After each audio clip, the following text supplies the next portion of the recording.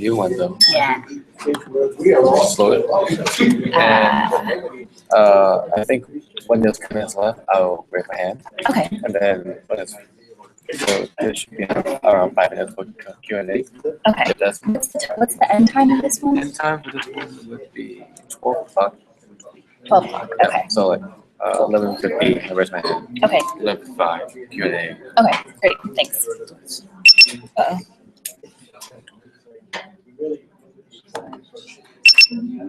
Well, I mean, I think there's some attempt at Was it because of the website? Yeah.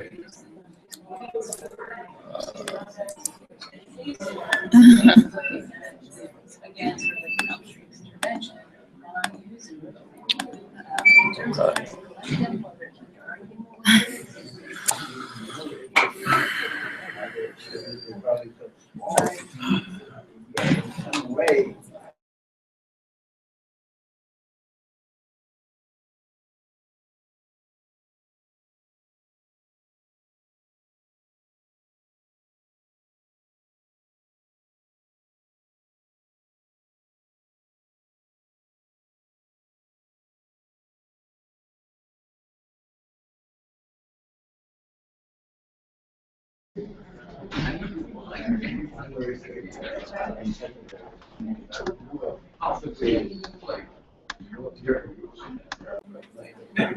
Okay, let's try it again.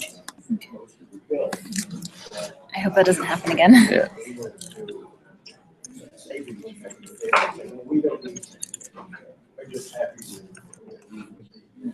Okay.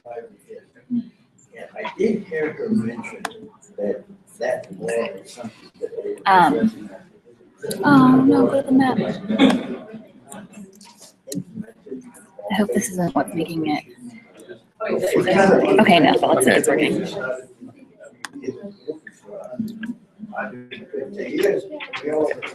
Great. I'll raise my hand. 5 minutes. Great, thanks.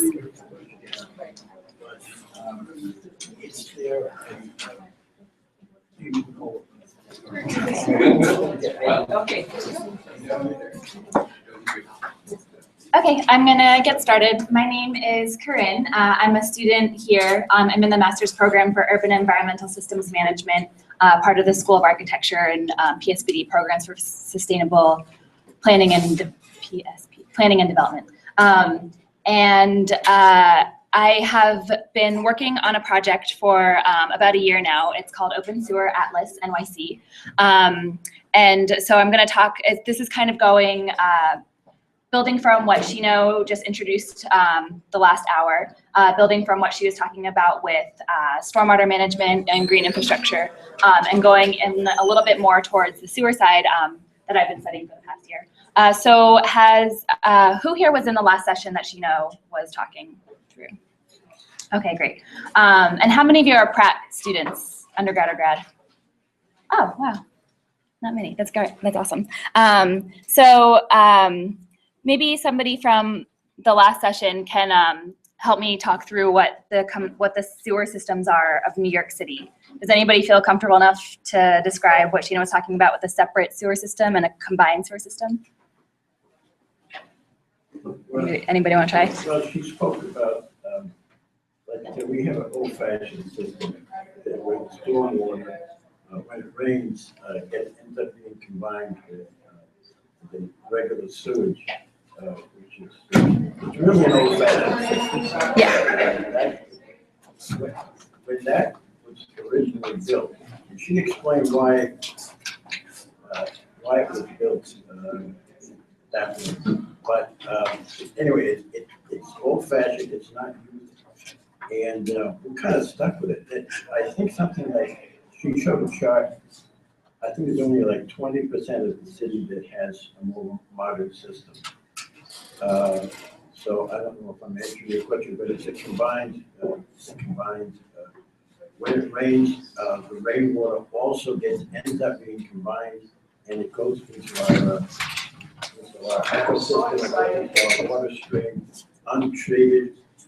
There was even one point where somebody had figured out that if we had a system when went to flush our toilets, if we knew it was raining, if there was a little light or something would go on, and it would tell you, don't flush now because it's raining.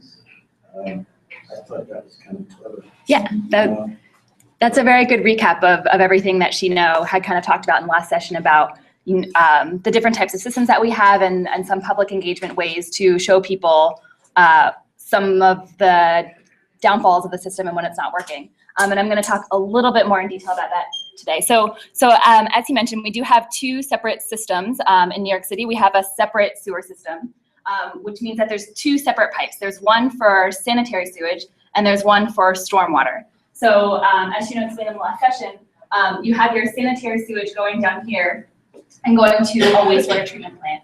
And then when it rains, your sanitary sewage is still going to a wastewater treatment plant. And any rain that's falling on impervious surfaces goes into a catch basin, enters the sewer system in a separate pipe, and that goes directly to the closest water body. So these are stormwater pipes, and they go to stormwater outfalls where they go into the closest river, bay, ocean, whatever the closest water body is. The problem with this system is because stormwater never enters the sewer system that goes to a treatment plant, that means that all stormwater never gets treated. So anything that's picked up on the streets, that goes directly into the water body.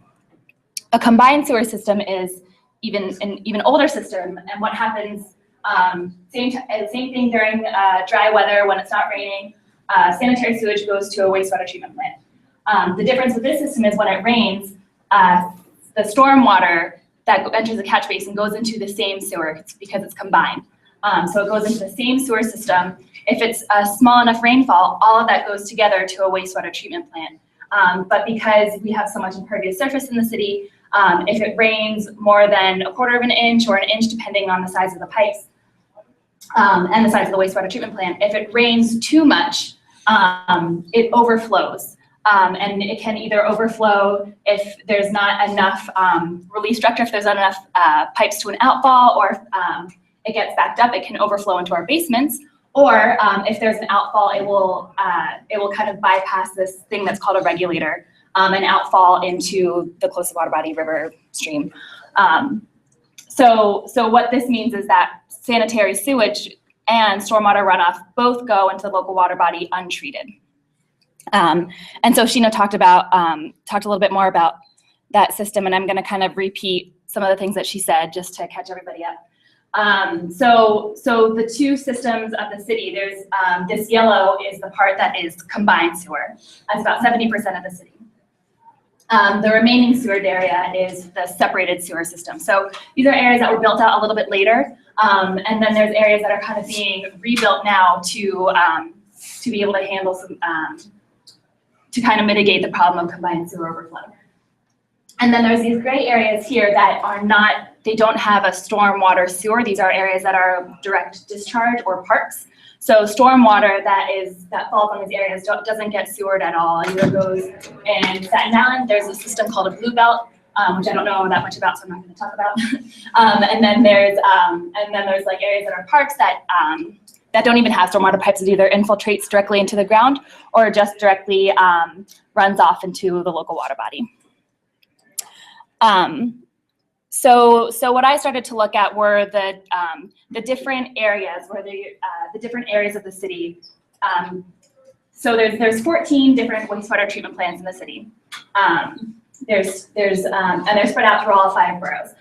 Between the 14 wastewater treatment plants, the city is treating about 1.3 billion gallons of water a day. That's about how much comes into the city on a daily basis.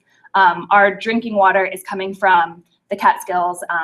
We have very clean drinking water. It comes in through the Catskills about 1.3 billion gallons a day.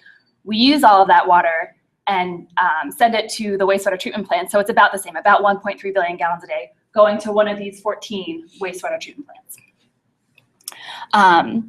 So what I started to do was look at the different areas that these wastewater treatment plants are serving. So we're kind of up here, Pratt. When we're flushing our toilet here, our sewage is going to the wastewater treatment plant on Newtown Creek. And Chino showed one of the images of what the wastewater treatment plant looks like there. So this one in Newtown Creek is taking sanitary sewage from parts of Manhattan, parts of Brooklyn, and parts of Queens.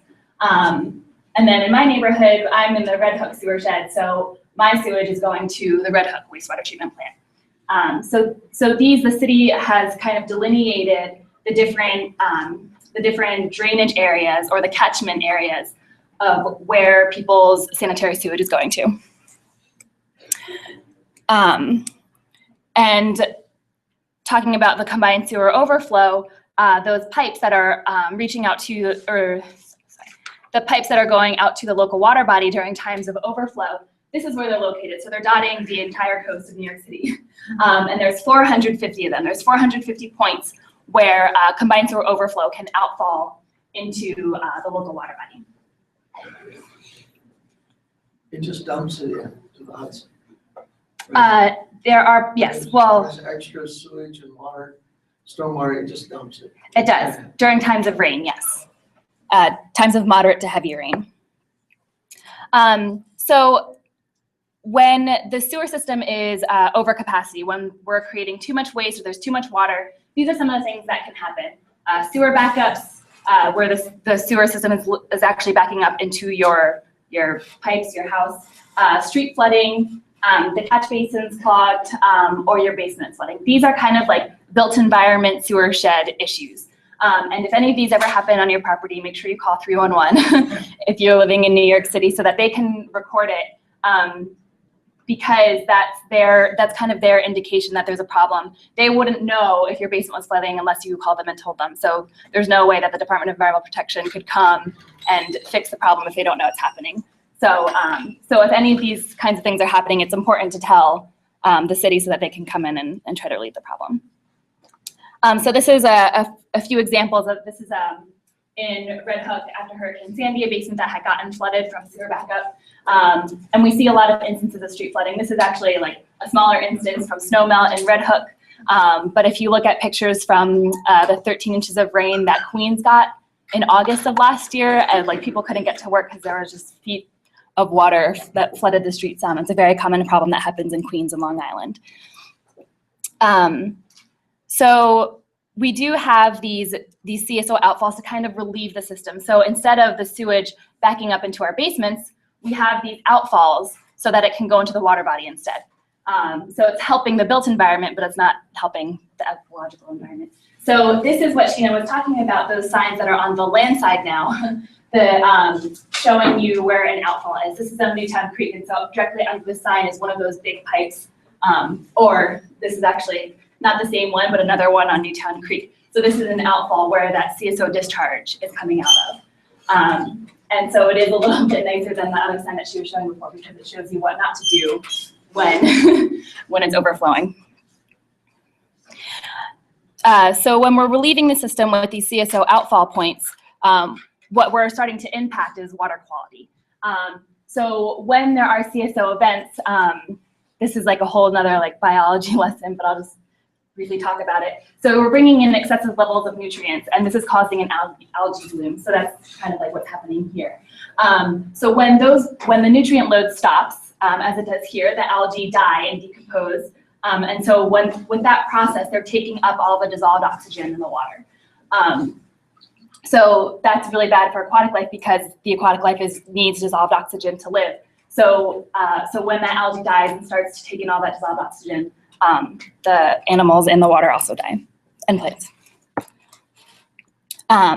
So through this project, what I found was that I can learn about a lot of these things through reading some reports by the Department of Environmental Protection. The Stormwater Infrastructure Matters Coalition helped me kind of understand a lot of these issues. But I do a lot of GIS work. I don't know if you all know. Does anybody, who here knows what GIS is?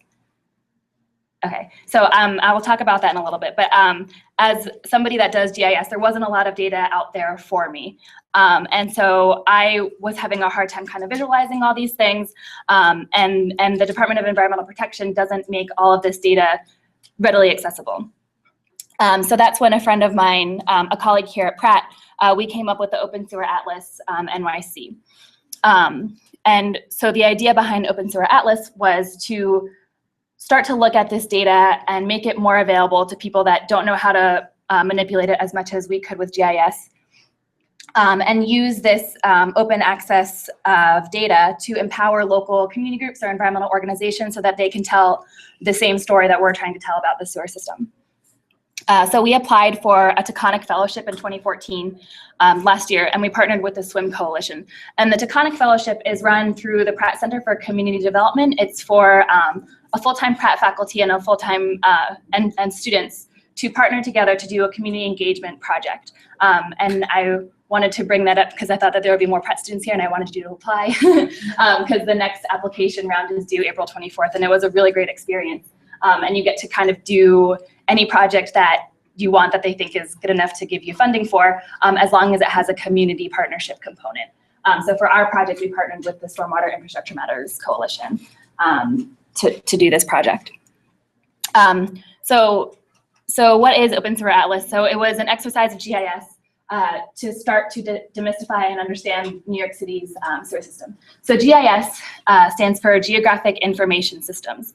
It's a mapping program, a computer mapping program, and I guess that's all you really need to know about it. It's a mapping program. So Open Sewer Atlas, the intent was to be an open data source for sewer infrastructure, sub-sewer sheds, and interceptor sewer lines for priority sewer sheds of CSO problem areas. And I'll continue to talk about what that is. CSO is combined sewer overflow, sorry. And so we started a blog to start to kind of talk about all of these things, bring up some important topics like climate uncertainty and what's going to happen with infrastructure, with rising sea level and increased rainfall from climate change. We tried to take some pictures of some weird or cool things that we saw going on either with sewer systems or with green infrastructure to capture more rainwater. So this was our kind of venue to document what we were doing and what we were learning throughout the process. And then to formalize the process that we were going after for this Taconic Fellowship, we did a lot of outreach. And I think this was probably the most unique thing about our project was the outreach component. CBO stands for Community-Based Organization. So we did outreach to a whole bunch of different organizations that live near or advocate for better water quality, or ones that are near like Newtown Creek or Gowanus Canal or some of those more polluted water bodies that are trying to advocate for better water quality. So we did meetings and site visits in some of those areas. We tried to get a lot of feedback on our project through community input. We did a lot of research through the publicly available documents, and then in the end, we created some material. You can see some of them on the sides of the wall, and then I'm going to go through. I'll go through one of them as well. So the existing open data that we were using, but we're trying to make even more open, were 311 complaints. We use 311 complaints as kind of a proxy to understand where a lot of people were experiencing a lot of issues.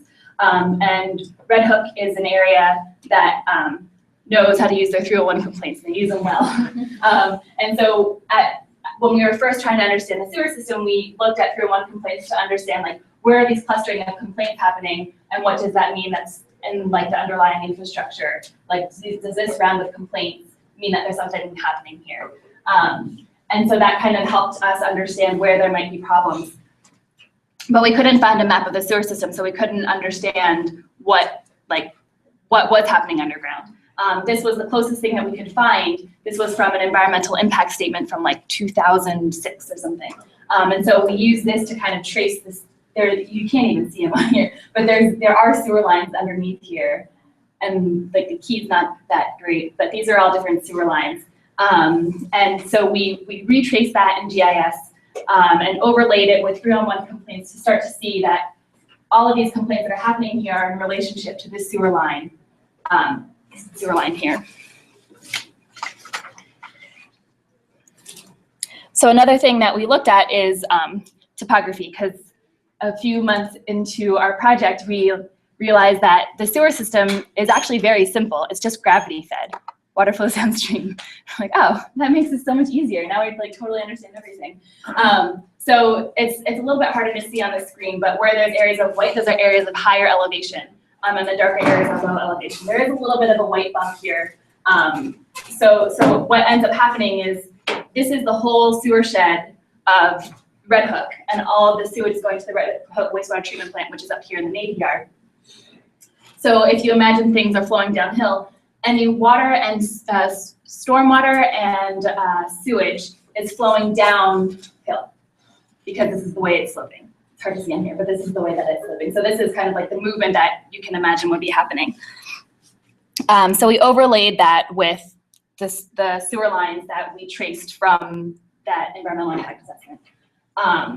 And so we could start to see that water flowing this way will go into this large sewer. The only sewer lines that we could get were like really big sewers. They're called interceptors, and they're kind of like all sewer lines feed to the interceptor. And then the interceptor goes to the wastewater treatment plant, which is at the end here. So these things are massive. So what was happening here was going down into this interceptor, going around here, and then having to go up to the wastewater treatment plant. But as you can see from the topography, it's having to go downhill and then climb back uphill to go to wastewater treatment plant. And so it's, it's accumulating a lot of water along the way. This pump station is not, it's too small to handle the waste going all the way up here. So there's a lot of malfunctioning happening along the way. A lot of basin flooding, especially down here in the areas of low topography. So that was kind of a realization for us that the people that are living down here that are dealing with a lot of problems, it's not because the sewer infrastructure right here is necessarily undersized, but it's because it's handling all this stuff from upland. So we started to make this upland-downland relationship of understanding that any interventions that you can do up here will be better for the people that are living down here. So this is kind of the maps that we could make out of our findings, was understanding that this is going this way. Anything up here is going into this interceptor. And yeah, I guess that's all that you need to know about that map. There was an upgrade within the past year to the sewer system to kind of help with this flow. They built a new pumping station in a tunnel, or they upgraded the tunnel to ameliorate this situation. So now flow can go directly this way instead of having to go down and around. So that's helped out a little bit, but that's only happened in the past year. So this is what we call like a sub sewer shed. So this is starting to understand how interceptors and these larger pipes are important for the system. And then so if you think about scale, there's like the scale of the sewer shed, there's the scale of the sub sewer sheds. And then we kind of went down even a little bit further to look at an individual CSO shed. So CSO, remember, is the combined sewer overflow. And so what a CSO shed is, it's the area that drains to one outfall. So if you imagine this shape here, anything that's happening in this CSO shed, any sewage or stormwater runoff is going to one single outfall. So, imagine like the bigger the drainage area, the more volume of stormwater runoff you're gonna have for one outfall. So ones like little ones like this, they're not generating a lot of outfall. These hardly get triggered unless there's a lot of rain. But large areas, this outfall, it's going to happen, CSO outfall is going to happen with a very small amount of rain, because all of that accumulation of water is going to overload the system very quickly. So this CSO drainage area, we affectionately call RHO34, and has, actually I think I'm gonna go to the interactive map. And so this is an area of big concern for the city because this is at the top of Gowanus Canal. Has anybody gone to Gowanus Canal and smelled its lovely smell? So what's really interesting about this big drainage area at the top of Gowanus Canal is it's entering at the very, very top of the canal. And so you're getting the highest volume of CSO, CSO volume at the top that has to travel all this way to get out to be diluted by the East River. And it's the same with Newtown Creek. The biggest drainage area is at the top of Newtown Creek, and the top of Newtown Creek is very stagnant and has a long way to go till it gets diluted by the East River. So that's a huge problem for water quality. It's it's a public nuisance. It doesn't smell very good. And so this drainage area is a big problem for the city.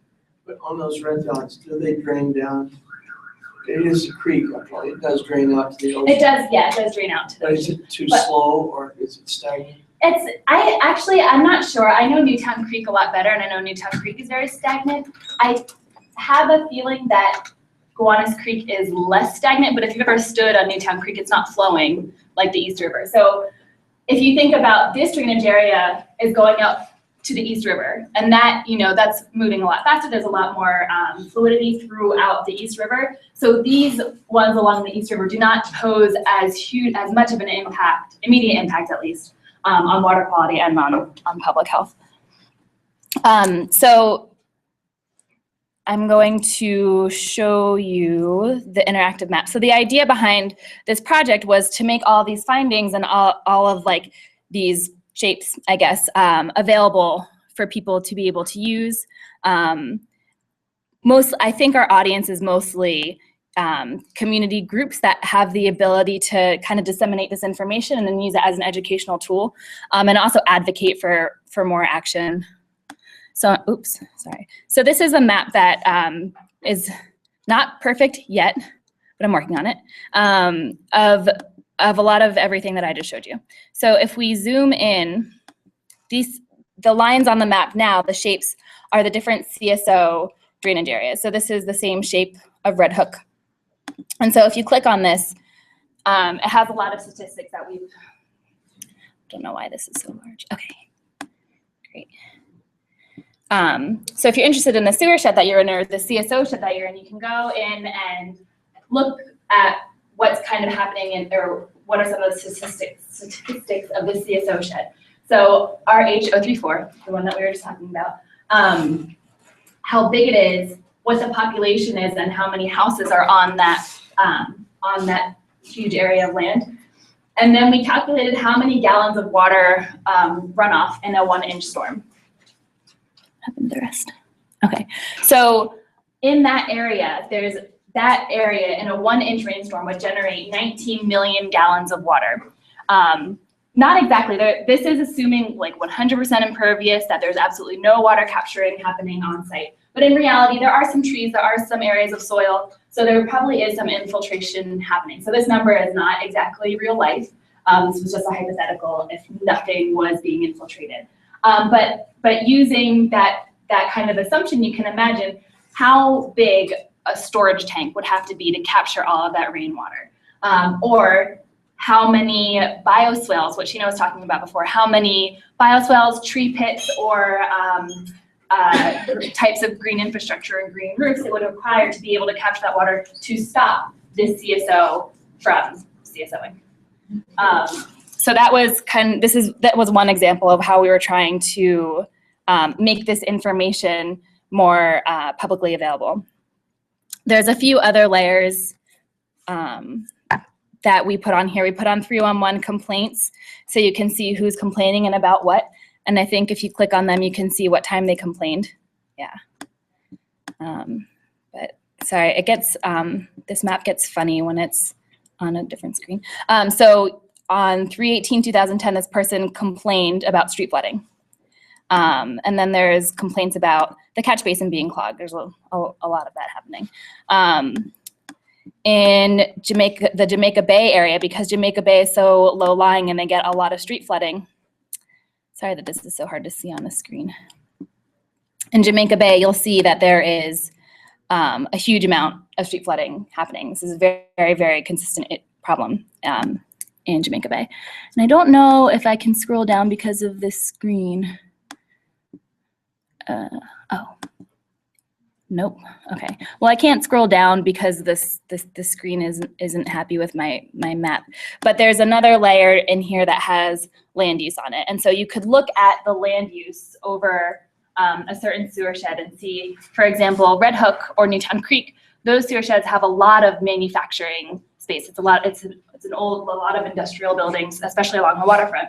And why I think that's important. You kind of want to see, do you have a highly residential sewer shed? And if so, what are the types of interventions can you do in a highly residential area? If there's more manufacturing space, you have a lot of old buildings that have flat rooftops. There's a lot of opportunities for green roofs. So you can kind of look at according to what types of land uses are happening on my sewer shed, what types of interventions are going to be more appropriate for these areas. Marcel, do you have a question? I think this assume is too much assume. So if you press command and minus, Oh, then like the menus will come thanks, Marcel.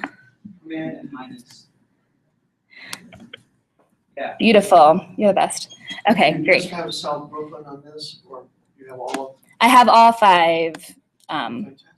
Yeah, and What is the website again we go to? it's openseweratlas.tumblr.com/map. You can see it up here. You don't need that hashtag, but it's up here. openseweratlas.tumblr.com. And so, quick caveat with this data, because we were using a lot of old data, and we're kind of hand inputting new information that we're finding from DEP as we go. So this is not official, not the most accurate, and not the most up to date, because we're kind of like reacting off of what the city is publishing. Because they don't have this data as an open source as easily as like 301 complaints are open, you can download them anytime and they'll be up to date and completely accurate. But because we're kind of, we're doing these calculations ourselves and we're using a series of reports that we're just kind of scanning data from. This is not the most accurate data, but we're using it for illustrative purposes, really, to just kind of understand the relationships and to understand what a sewer shed looks like and how water flows in it. So to just kind of go into the land use thing,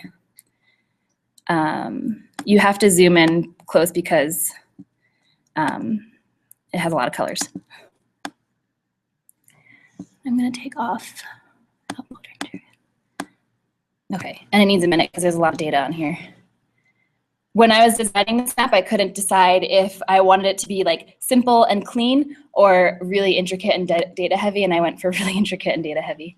So it does this a lot because there's a lot of data on here. But while that pops up, does anybody have any questions so far? I only have, yeah. Do you have any chance that you put all this together, that DEP will actually start giving you like live information, because they collect it. Yeah. I mean, that'd be wonderful if they gave you the opportunity to Yeah. log into and learn. That's kind of our goal. I think our first goal is to make this as easily understandable and disseminatable as possible. No, that was another word. And then our second goal is to make it more reliable. And we've met with the DEP and asked them for, can we partner, or like, can you like kind of say that this verify that our process was correct and that we're representing, what you would consider accurate. And the reaction that we got from them after that ask was, didn't help us. It was like kind of no reaction. So they've seen our maps and they haven't said whether or not they think it's legit or not, but they've somewhat opened the door to maybe one day partner in the future with their public outreach process. Maybe. What about selling it to them? I didn't think about that. But they already do this. That's the problem, is we're not doing anything new. We're just making it a little bit easier to understand. And that's where I personally think they need a little help, is making it easy to understand, because combing through these documents is not fun or user-friendly. So it would be nice for them to make this information more easily understandable. But I think that's the only draw that we have, is that we've done that and they haven't. The open sewer atlas is available free. You don't have to pay for it. Right. Yeah, and we intend for it to be free so that anybody could use it at any time. And I think right now what it's missing is the narrative. I don't think anybody could just like go on this map and know what to do. It kind of needs it needs this type of discussion to show like what there we go. What it's doing. That took a lot of time just for me to show you this. I just wanted to show you that when you click on like purple, which means manufacturing, that this will pop up and tell you what % of the sewer shed is manufacturing space. I'm sorry it took me so long to show you that little tiny function. So I just have a few more minutes, so I'm just gonna quickly, oh, I didn't mean to X Okay. So just to show you, Marcel, I might need your help. Second. Oh, thank you. Okay. So just to quickly show you some ways that some community groups or educational institutions can use this, the bare bones of this analysis for the purposes of their missions. In a separate project, we're kind of looking at how these drainage areas and knowing what they are can help us with everyday problems. So does anybody know what this is? Besides Barclays, do you know what's happening behind Barclays? Yeah, the development downtown. It's called Atlantic Yards, and it's massive. If you've ever biked or driven or walked along, well, Atlantic Avenue, and then behind it on like Dean, I guess it's Dean that goes past it. It's a massive development that's happening and in progress right now. 2,000 new residential units, 180 hotel rooms, and then all the square footage of retail space, commercial space. And so when a project of this size has to go through the city for approval, they have to go through an environmental impact assessment because it's so massive and is going to have like drastically different impacts on the environment. And so they have to go through and kind of calculate out how much water is this going to use, how much stormwater runoff is this going to generate. And so the city has all these calculations that you can kind of plug into to determine and maybe how much water is this going to use. Does anybody know about how much water a person uses on average in New York City every day? I think it's 20 to 60 gallons or something. Much higher. Well, not much higher. It's higher than 60. Double that, 100. What's that? double that. Almost double. So the city says to say 100 gallons a day. I think in actuality it's probably something closer to 60, but to be conservative, the city says 100. And I believe, what is it, like 4 to 8 gallons to flush your toilet once? Something like that. So using those kinds of like assumptions, you can start to calculate out this development every day will generate about 1.2 million gallons of sanitary sewage. And all that's gonna go to the Red Hook wastewater treatment plant. The Red Hook wastewater treatment plant it's the way it's performing now, it can handle that. It's not that the wastewater treatment plant is undersized. It can handle that. What it can't handle is when it's raining and all of that is discharging into the sewer system, into the CSO outfall and going into the water. So it's 1.2 gallons per day. That's okay for the wastewater treatment plant. What that's not okay for is this drainage area, because Atlantic Yards is like, where is it? Somewhere around here, I think. So that's part of this the CSO drainage area. So if it's raining all day, that 1.2 million gallons of sanitary sewage is going into this outfall. So those are some ways that we can start to look at those numbers and start to advocate for more action to the city to say, even though this is a new development, and as a new development, they do have to capture 90% of the rainfall on site and release it after the storm. Even though they're doing that, that development is still contributing to the bigger problem here. So that was just an example of how to use that information. So this is the interactive map, openseweratlas.tumblr.com/map. So I encourage you to use it. You can check out the blog, and my contact information is on that blog if you have any questions. And I'm happy to take questions now. Yes. Thanks,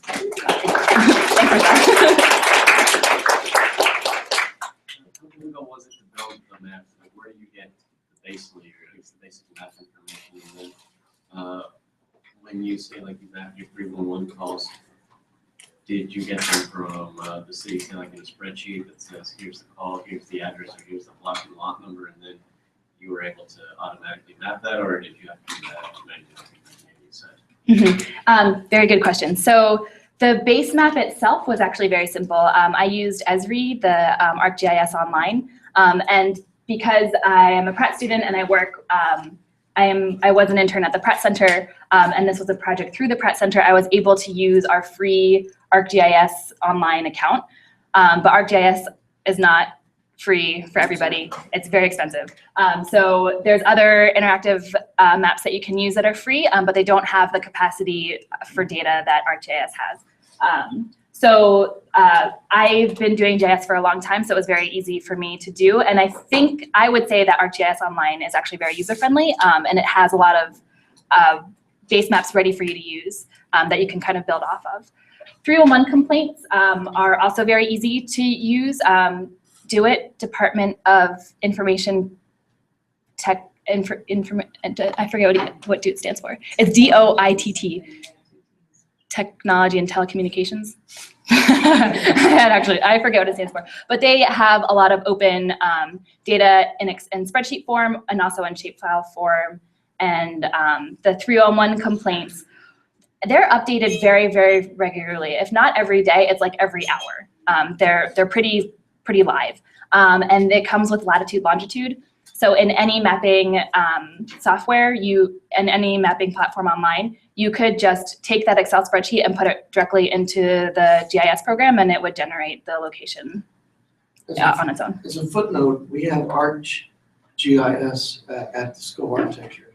I believe you can only go on it once per day. No, you can go on it You can go on anytime. Yeah. Okay, but we have it if any of you need to come over to use it. Yes, and it's in this building too. Yeah. So I think it's throughout practice. I think it is. The online component is something that we're trying to work on to get for free. And I think eventually that will happen. I also work for Savvy at Pratt, the Spatial Analysis Visualization Initiative, and that's something that we're working on getting available for students. Yes. What are your goals for the future? Oh, I'm so glad you asked that. So this was when my colleague and I had started this project. This was our vision, was to come up with this, and we didn't have next steps in mind. But as we were working with the community partners that we established, we got really into it. And so we're starting to think about what like phase 2 is going to be, and if there's going to be one. And actually, I can show you on this map. So one of our very strong community partners was Newtown Creek Alliance, and this is an example of some of the maps that we created. This has all of the CSO sheds for Newtown Creek. And so we were very intrigued by this area here because like the big area in Red Hook that's CSOing to the top of the sewer shed, top of the canal. This area in Bushwick is very huge. I think it's over 2,000 acres, and all of that's all the CSO is going to the top of the creek here. And so we've been working very, very closely with Newtown Creek Alliance, and they are very interested in doing interventions in this area to stop outfall here. So they want to do a lot of green infrastructure type of interventions to capture as much water on site. So we're helping them look at starting to calculate out how much runoff they're going to need to capture and what those interventions can be for people in this neighborhood. And so that's kind of our first step at trying to solve the problem, and then we're hoping that however we decide to go about this, that's something that could be replicated for the next CSO shed, or throughout the city to stop the problem like everywhere. We're gonna start here. Yeah. Yeah, I'm just curious. I also have a mapper that's kind of data heavy, and I was wondering, how did you get your mapper onto Tumblr? Oh, how did I edit? Because I'm using a Mango map server, and it's kind of temporary. It won't allow you to stay on it for too long. I was wondering how did you get it onto Tumblr? What are you using? I'm using, I have a GIS map, and I'll upload it onto Mango map. Oh. Yeah, so it's using a different map. Okay. So you made a map on a desktop. Yeah, on desktop. So it's static. Yeah. What's that? It's a static. Yeah. You made a static. Yeah. It won't receive the overlays. Yeah. So you'd have to remake the map in an interactive mapping software and embed it. Okay. I don't think you wouldn't be able to have a static map that's interactive. Well, mine is interactive on Mango map. Oh, okay. Points out. I don't know. I've never used that program, so I don't know anything about it. Okay. With ArcGIS Online, you could just embed it directly into any page. Okay, yeah, I uploaded it there, then embedded it afterwards. Okay. So I don't know, I guess I have to look on to. Yeah, I'm sorry, I don't know that program at all. That platform. Yes. Going on your phase 2, Yeah. what is it, putting collectors on roofs? What's gonna be? So there's a lot of different things that you could do, and Shino kind of went through you can do green roofs, you can kind of do rain barrel collection. There's interventions that you can do in the street. And so something that is important for us is that the city is at the same time going through a process where they're trying to find out where there's good sites for interventions in the right of way and sidewalks and streets. So while the city's doing that side, we're going to be looking at the private side of buildings or community centers and seeing what's possible on private property. And I don't know exactly what those are. I think it's probably not going to be a lot of green roofs because those are very expensive and not everybody can afford them without the right incentives. And capital to be able to do it right. So we're thinking of more greening, not necessarily at the street level, but if there's any opportunities like in, I don't know, in some of the lower lying areas, if there's any lawns. We don't really know the area that well yet. I know there's a lot of manufacturing space and there's a lot of road, a lot of impervious space. So that's the next part that we'll be developing is how to actually do it. You had mentioned that new developments are required to capture 90% of rainwater? New large developments. Oh, large. I think, Jamie, do you know how big it has to be? I don't know that it has a size requirement. Okay. I think you just have to manage 90% of your calculating stormwater runoff on site. Manage, meaning? Manage, there's no stipulation on whether it's green or gray or, big tank or. I think there's a retention tank requirement for new construction, certain buildings. Well, 50% rainwater. I think it's 90%. Well, yeah, but a minimum of 50. Okay. Recycle it with a green roof or tanks in the basement, Mhm. whatever. Or reuse it for gray water. Right. So that's so we're not as worried about new developments except for the new sewage that it's going to be adding to the sewer system. But we're more concerned about existing structures that need retrofits, which are very expensive. Yes. Just one comment, I think this is great, actually. One thing that is that the public, when they know what's going on, have more information, are more likely to buy in and participate, to engage in the things that they can do to help with them solve the problem. Mm-hmm. And especially like housing toilets, for example, it's probably hard to sell sometimes. Yeah. With all the kind of like the cultural barrier kind of stuff.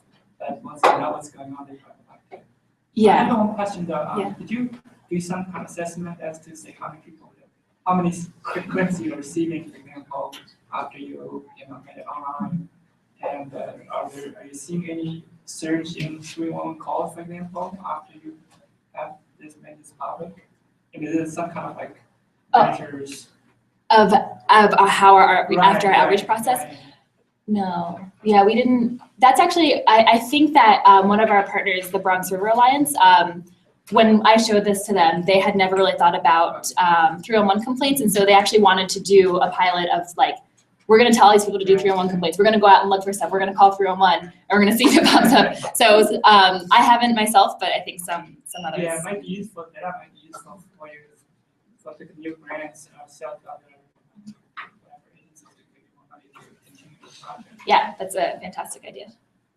Okay, I guess I'm, yeah. So I just want to encourage you, if you're like interested in like the further water, sewers, green infrastructure sessions, Paul Mankiewicz will be talking about green infrastructure technologies after the lunch break.